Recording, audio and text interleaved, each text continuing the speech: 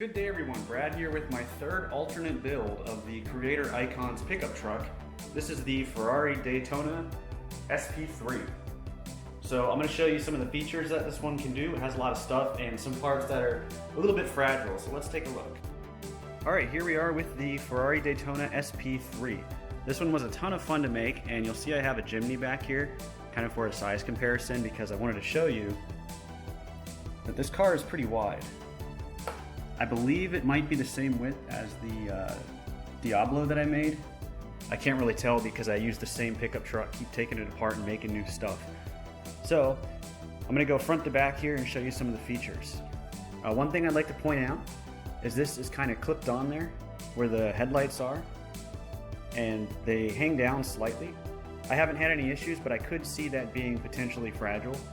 Obviously wouldn't pick it up here, but this is really the fragile bit, just so you know, because in order to make steering happen, it's pretty thin back here. So steering, you'll see the little steering wheel going, and the gear is actually exposed up here, so if you really wanted to, you could steer the car like that as well.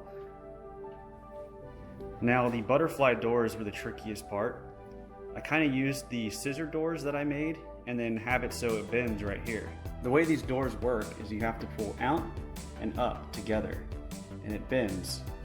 The way that's working is there's the Technic pin here, but it turns on the axis right there. It might be kind of hard to see, and my camera does not autofocus very well, but that is how the doors work.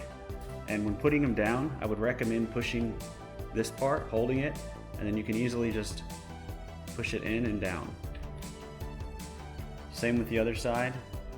Pop out and up, and then you want to hold this down and you just gotta kind of fold it back in there. As far as the interior goes, it is very tight. Kind of like in the actual car, it's very small interior. And then moving around the back here, this all opens up. So one thing I wish I could have done was got the red light. I had some red pieces, but not enough to get all the way through. And the way the back portion opens is you lift it up, but down here is a stand. So you gotta pull this thing out a little bit, like that. And it can keep the back open. And you'll see not too much of an engine because most of it is concealed in the car itself. So I showed a little bit just to kind of indicate that there is in fact an engine in there. Again, to close it, you just want to make sure this is aligned properly. For example, if I pull it up and misalign it slightly, it doesn't quite close right. So you just gotta, just like that. And you shouldn't have any issues with the car. The overall build is sturdy. Haven't had any issues, really just with the doors. And if the doors pop off, I'm gonna try to break it now and see if I can, there. If they happen to come off, this is what it looks like. This one little part there is all it connects onto. So if you have issues with the doors, you can always take it off, adjust it how you want, and then put it back. So that's pretty much it. All right, that is gonna do it for the Ferrari Daytona SP3. Had a ton of fun making this one. It was definitely the most challenging one, especially finding a way to make the butterfly doors work and kind of getting the lines on the front. The front took a while to get right, but overall I'm pretty happy with how it turned out.